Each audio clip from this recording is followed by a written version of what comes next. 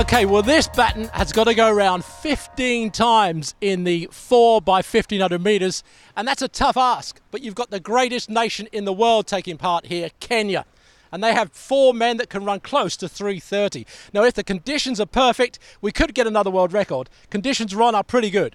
Conditions are very good, but as we saw during the opening day of championship competition yesterday, those flags that circled the Thomas Robinson Stadium were fluttering pretty hard. How much of a factor will that be? As you pointed out, all of these men have the world record pace in their compass.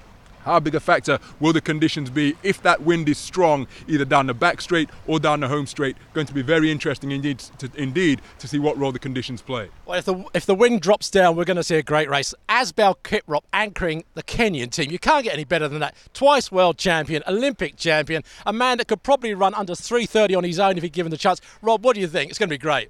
It will be. I know you were talking at breakfast about how great it will be to see Kiprop actually running all the way through the line. Sometimes he tends to switch off in races. Let's not forget he's run 3:27 when he beat Mo Farah in Monaco last year. The slowest guy in their team is Maggott, 3:33. Bearing in mind it's 3:39 for the world record. As long as they can judge their pace, surely it is going to be a world record. But what's exciting is that they're not going to smash the world record because the current mark of 14:36 is quite good. It's not going to be as huge a margin as we saw with the Kenyan women yesterday.